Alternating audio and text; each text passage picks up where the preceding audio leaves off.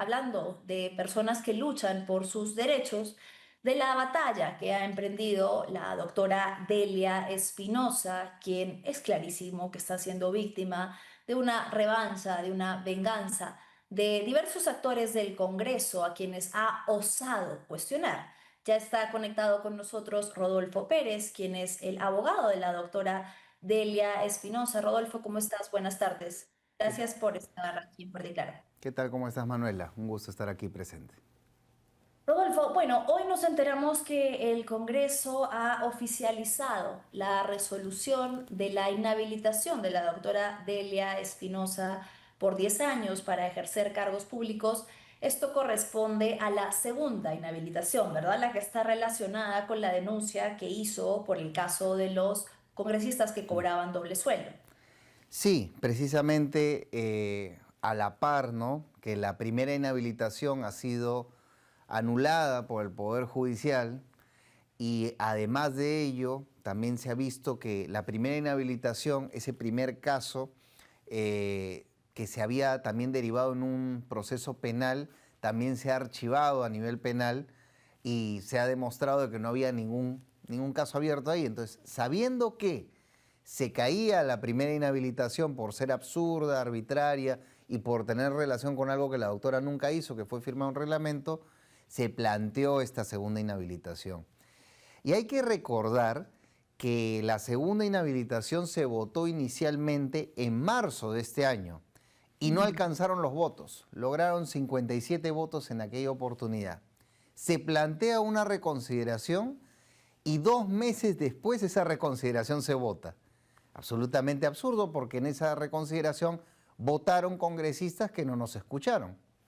Por ejemplo, votaron más o menos unos 9 o 10 congresistas más que no estuvieron en la primera sesión, lo cual vulnera el derecho de defensa y el derecho a ser oído por las partes, porque ese es un derecho fundamental del debido proceso. ¿Cómo puede votar gente que no sabe lo que está votando, que no ha estado presente en la sesión? La doctora, además, ninguno de nosotros fuimos notificados de esta reconsideración ni cuándo se iba a dar, simplemente reconsideración y vaya usted a saber cuándo el Congreso lo iba a programar, lo iba a establecer. Evidentemente nos dejaron sin derecho a la defensa. Y caso extraño, que seguramente muy pronto se va a saber por qué han hecho esto. Esta votación se dio el 7 de mayo, pero la Sí, resolución se publica recién el día de hoy. sí.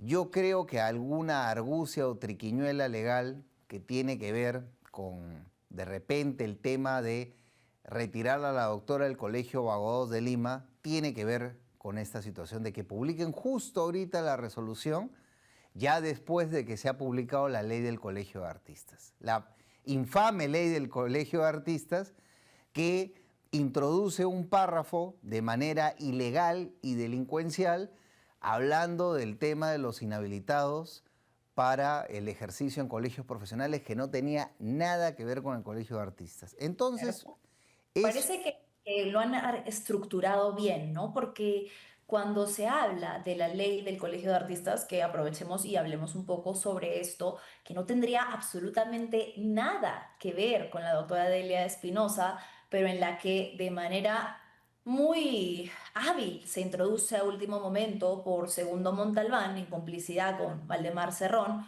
una cláusula que establece que las personas inhabilitadas de ejercer cargos de función pública no pueden liderar, no pueden ser partícipes de este tipo de organizaciones cuando se trata del Colegio de Abogados, de una institución además privada sobre la que el Congreso no debería tener ningún tipo de competencia o injerencia, ¿no? Pero a lo que voy en particular es, no sé si usted llegó a ver la entrevista en la que al señor Rospigliosi le preguntan, ¿no? ¿Por qué el Segundo Montalvo, perdón, Segundo Montalvo, el congresista, cuando le preguntan a Rospigliosi por qué, si tiene algo que ver con esta ley que ha sido llamada la ley de Elia Espinosa, él se ríe, se carcajea y dice, revisen quiénes han sido las personas que la han promocionado. Yo no, yo solamente la he firmado.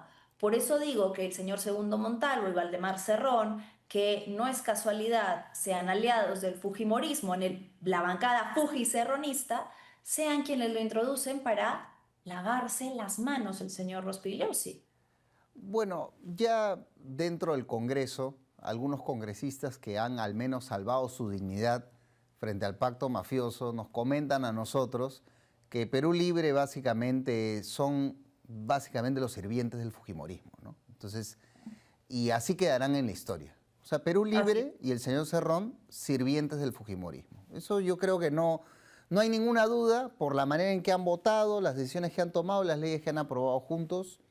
A nadie le queda ninguna duda de ello. Entonces, lo que ha hecho el señor Montalvo y los señores de Perú Libre es simplemente ser comparsa del fujimorismo, que es realmente la fuerza política que ha impulsado estas inhabilitaciones contra la doctora Delia Espinosa. Pero acá va lo siguiente. El tema es que ellos no llegaron a los votos en la segunda inhabilitación.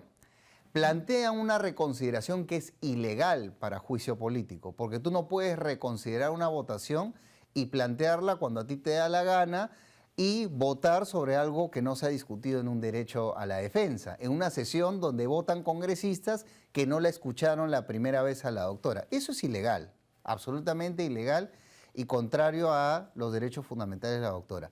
Pero más aún es apruebas esta ley de contrabando, que es la ley del Colegio de Artistas, y luego, sabiendo que ella ya había sido inhabilitada, postergas, ¿no?, la publicación de la inhabilitación el mayor tiempo posible hasta que después de que sale la publicación del Colegio de Artistas, ahora sí sale la inhabilitación de la doctora Delia Espinosa.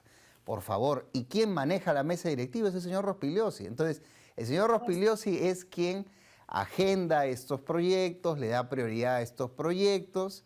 El señor Rospigliosi es quien dispone qué resoluciones legislativas se publican o no, sabiendo que esta resolución ya había sido aprobada previamente, y también agenda las reconsideraciones, es decir, todo el entramado en torno a la inhabilitación de la doctora Delia Espinosa y a la pretensión absolutamente ilegal e inconstitucional de tratar de bloquear su mandato en el Colegio de Abogados, viene de la mano de este señor. Él es el autor intelectual de todo el ataque y la venganza contra la doctora Delia Espinosa.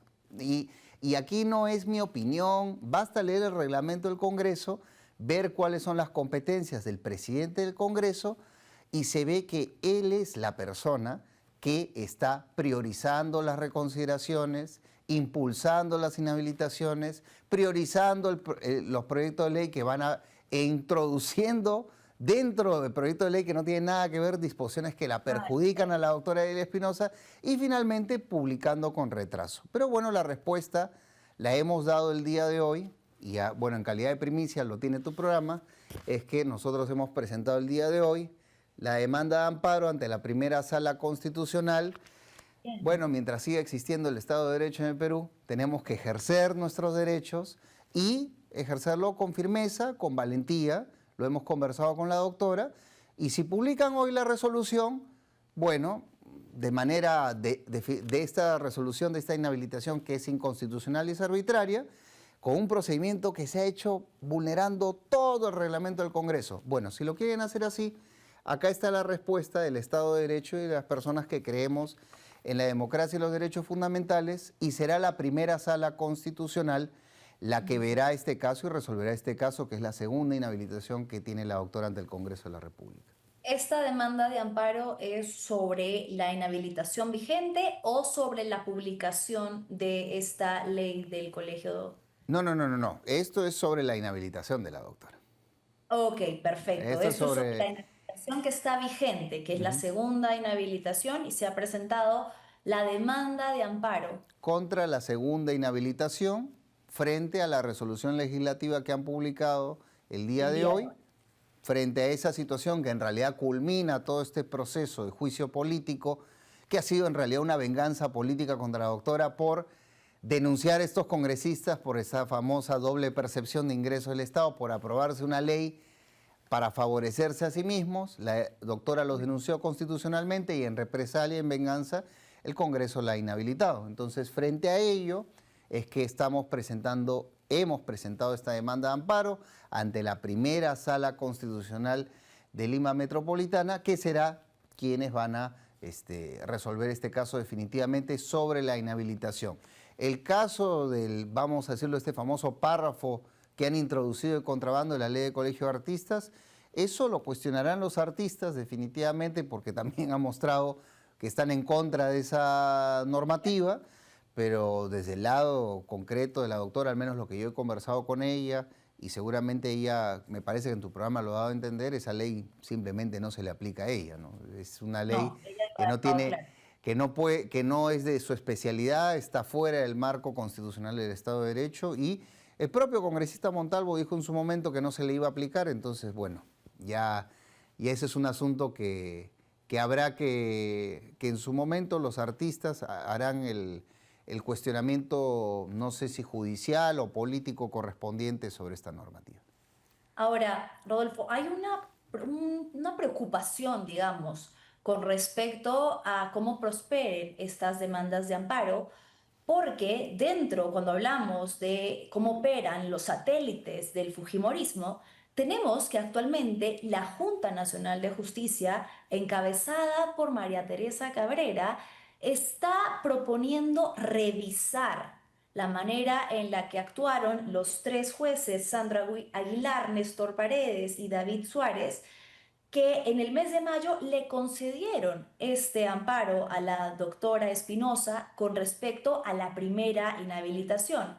Es decir, ustedes presentan un recurso como el que están presentando ahora, se le da la razón por la vía jurídica a la doctora Espinosa y la Junta Nacional de Justicia levanta la mano y dice un momentito, alto ahí, no tan rápido, no tan fácil, y empieza a presionar a los jueces sobre las decisiones que ejercen en el marco de sus funciones. Así es, así es. Básicamente das una sentencia acorde al derecho peruano, defiendes derechos fundamentales de una persona que reclama la defensa de sus derechos fundamentales en un proceso de amparo y simplemente te abren un proceso disciplinario. Entonces ya, evidentemente, para cualquier juez en el Perú, definitivamente cada vez es más difícil que la doctora Adela Espinosa encuentre justicia en el sistema judicial peruano. Porque si cada juez que le va a dar la razón, amparado en derecho, va a tener esta represalia, va a ser muy difícil. O sea, el Poder Judicial en este momento está sometido a una serie de presiones tremendas. Y se ve con otros casos. Ya hay una Sala Suprema que por no aplicar una ley del Congreso también se le ha abierto un proceso disciplinario. Ya hay un juez por criticar las leyes pro crimen, ya ha sido sancionado. Entonces, cada magistrado, por decirlo así, sea del nivel que sea, corre el riesgo de ser sancionado por la Junta Nacional de Justicia si defiende el Estado de Derecho. Y esto aquí, en el caso de la doctora, es muy grave porque ella tenía un caso previo ante un juzgado constitucional donde también suspendieron al juez que le dio la razón, el juez Torres Tasso. Entonces, si le das la razón a una persona que es incómoda para el poder político, que el poder político quiere vulnerar sus derechos y borrarla del mapa completamente, si le das la razón dentro del sistema judicial, te expones a perder tu trabajo. Básicamente te expones a que se te arruine la carrera y perder tu trabajo. Entonces, esa presión al sistema judicial, a la independencia judicial, es imposible en una democracia. O sea, ya esto es el camino, y lo he señalado también en X, este es el camino al autoritarismo. Y justo relacionándolo con el tema que hablabas al inicio de tu programa, ya no puede ser solamente la doctora Adela Espinosa.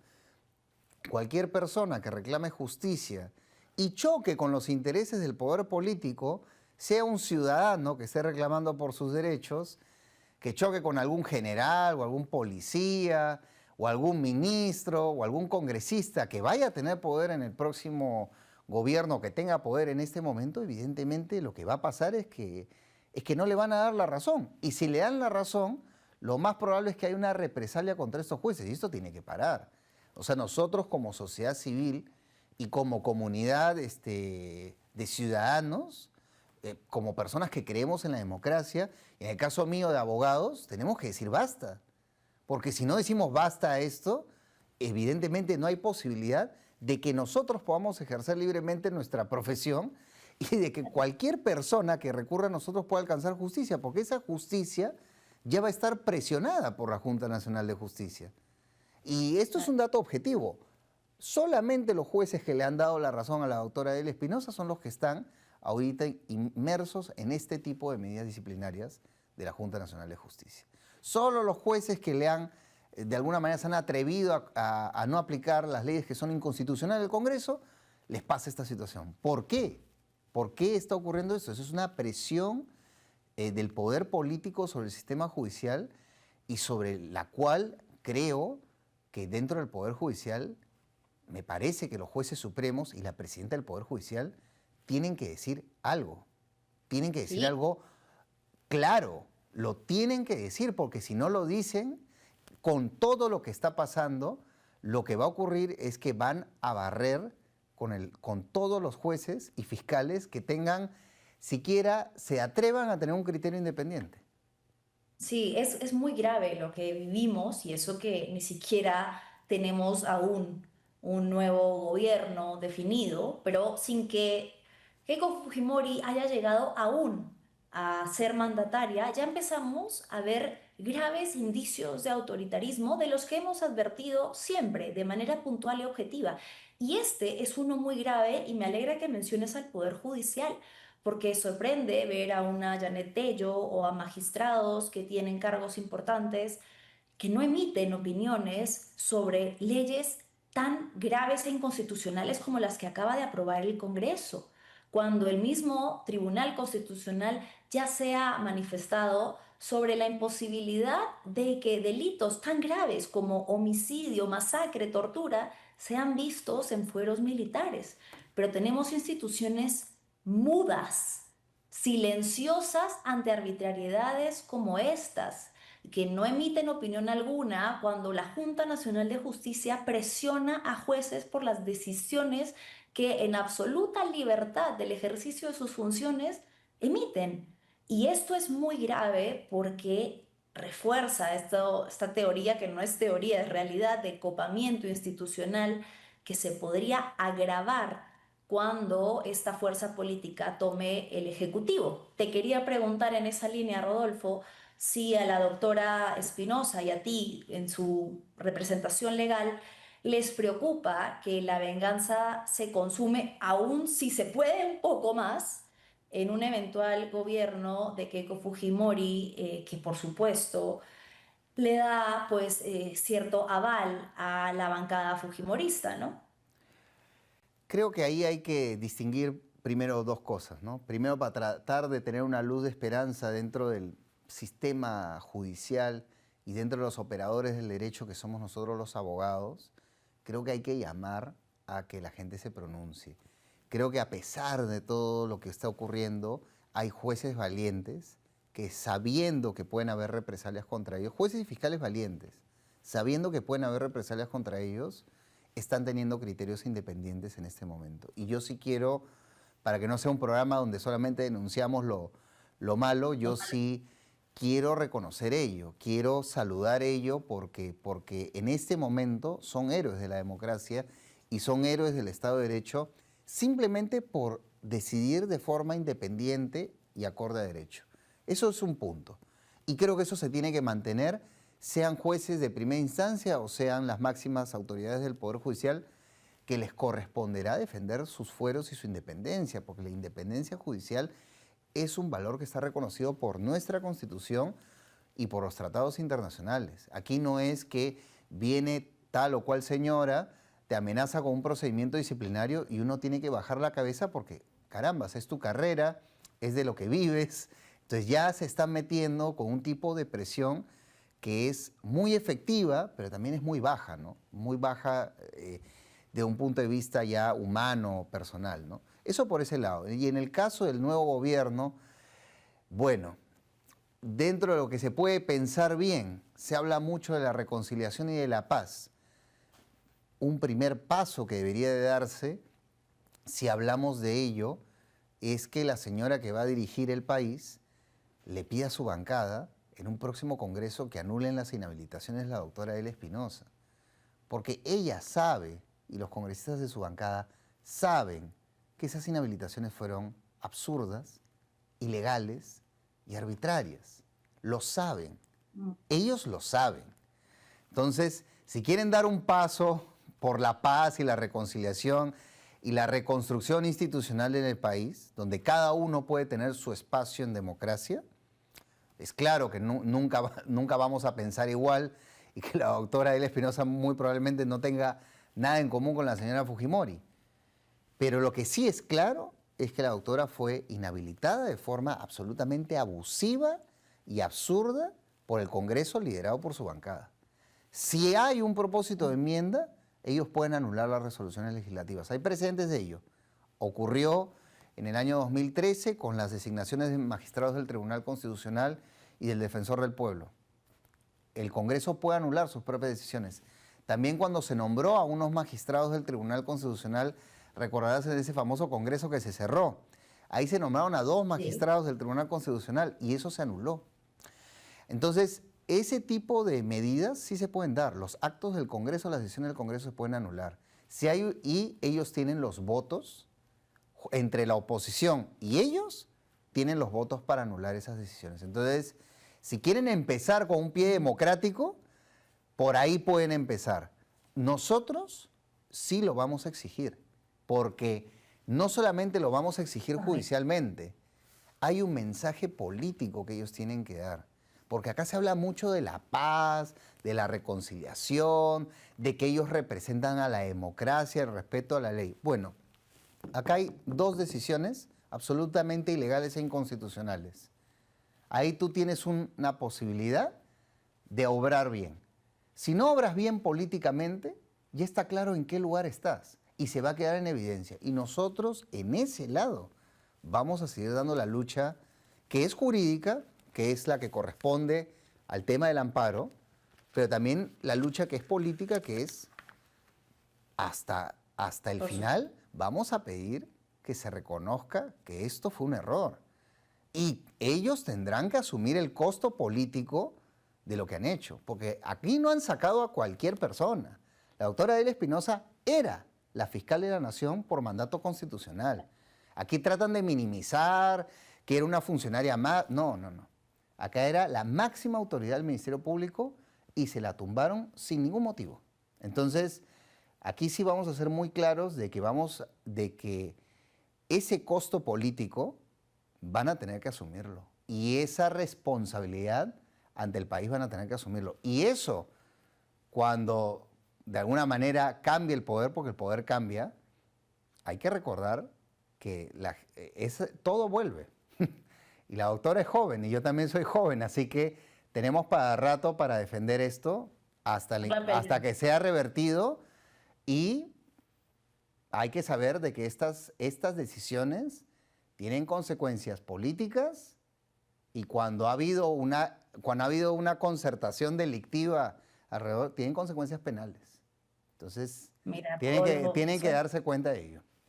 ojalá que vaya por la vía penal, legal, judicial, porque a pesar de que suene muy lindo y democrático y que todos esperamos que un eventual gobierno de Keiko Fujimori le vaya bien, contrario a la oposición que si es que era del contrincante político deseaban que le vaya muy mal, yo no creo que eso suceda, por un motivo. La doctora Delia Espinosa es muy candidateable, presidenciable, aunque ella haya dicho en múltiples ocasiones que no le interesa ocupar un cargo político.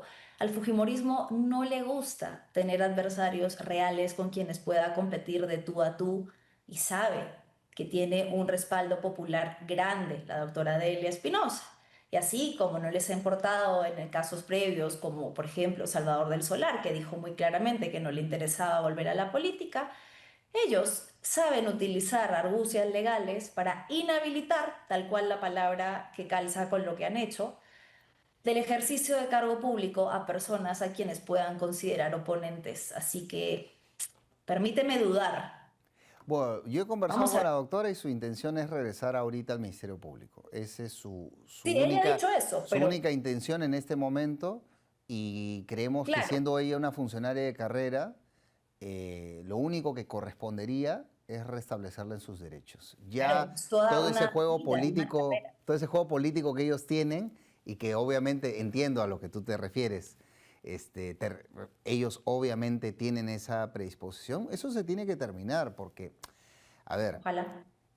al final ellos tienen que ver lo que pasó en el gobierno de Fujimori. Se formó una oposición democrática y surgieron varios líderes políticos. Primero estuvo Andrade, luego estuvo Castañeda Locio, luego estuvo Toledo, estuvo Enrique Sileri, estuvo Pérez de Cuéllar, estuvo Paniagua, estuvo gente de mucho nivel. Entonces, creo que ellos no están visualizando que tarde o temprano la oposición se va a conformar. Y no es quién es el que está ahí, porque tarde o temprano los liderazgos finalmente en estos procesos van cambiando. Entonces uno puede inhabilitar a uno, pero va a haber otro. Y si ellos continúan en esta lógica de demolición de los rivales, que es lo mismo que hizo su papá, porque su papá le hizo una contracampaña brutal a Alberto Andrade, a Castañeda Locio, finalmente salió Toledo. Va a haber una presión social. Ella tiene que entender que ella ha sido elegida con menos del 20% en la primera vuelta. O sea, menos de Así un es. quinto del país la considera ella la mejor opción. Entonces, ella no puede, vamos a decirlo, pretender que tiene legitimidad suficiente para seguir sosteniendo este tipo de decisiones que son absolutamente abusivas y arbitrarias. Y todo el país, salvo la gente pues que ya está absolutamente, vamos a decirlo, parcializada hacia un lado y que tiene un sesgo terrible, cualquier persona, y esto lo han dicho abogados incluso muy contrarios a la posición de la doctora Elia Espinosa, penalistas y constitucionalistas, lo han dicho. Estas inhabilitaciones son absurdas, no tienen sustento legal, no tienen consistencia jurídica y además de lo que ya nosotros hemos advertido, tienen vicios en el debido proceso, en el mismo procedimiento parlamentario, que van a generar una nulidad. Tarde o temprano, esto se va a revertir. Tarde o temprano. Tal y como lo dijo el juez Checli, que determinó que no habían presentado ningún elemento probatorio para las acusaciones que le hacían en la primera inhabilitación. Y el propio Ministerio Público lo ha dicho. Entonces, si esa primera inhabilitación, a nivel penal, el Poder Judicial y el Ministerio Público, con todo lo que hemos visto, con todas las amenazas que hay sobre ellos y presiones, han dicho, Aún así, ya esto es absurdo, ya esto no lo podemos sostener. Bueno, ya, en la vía penal esto se cae. Entonces, obviamente, si se cae en la vía penal, también se tiene que caer en la vía constitucional. Y la pues, segunda también se va a caer, estimada Manuela, porque tú no puedes inhabilitar, sancionar políticamente a alguien por hacer su trabajo, por cumplir su no, función. Punto. O sentido. sea, es la función del fiscal de la Nación de establecer denuncias constitucionales. Y si hay congresistas que cometen presuntos actos de corrupción o presuntos delitos, deben ser investigados. No tienen por qué, en represalia, en venganza, inhabilitarla por 10 años. Tiene sentido alguno. Esta es todavía más absurda aún. Bueno, las dos, pero una en la que alguien que es investigado por percibir doble sueldo del Estado dentro del ejercicio de las funciones de a quien le correspondía hacerlo, entonces dice, ah, no, yo me voy a vengar de ti, entonces no voy a permitir que me investigues ni a mí ni a nadie. Muchas gracias, Rodolfo, por tu tiempo y estaremos entonces a la espera de cómo evoluciona este nuevo amparo presentado y bueno, los mejores deseos y un abrazo fraterno siempre para la doctora. Muchas gracias, estimada Manuela, y seguimos en la lucha por restablecer los derechos de la doctora. Gracias, Rodolfo. Ha sido Rodolfo Pérez, quien es abogado de la doctora Delia Espinosa, ex fiscal de la Nación, y que nos contaba, pues, que han presentado esta demanda de amparo, ¿no? Ante la oficialización que ha hecho el Congreso hoy de la única inhabilitación que todavía les queda vigente, que es la segunda, recordemos, por el caso de la denuncia que hace contra los congresistas que utilizaron, porque esto es lo grave, utilizaron su cargo para legislar a favor de sus propios beneficios, para modificar una ley y quitarle el tope a los ingresos que percibían por haber sido ejercido la función militar y en adición a eso percibir un sueldo del Congreso. Mundo de locos al revés, pero sucede en el Perú.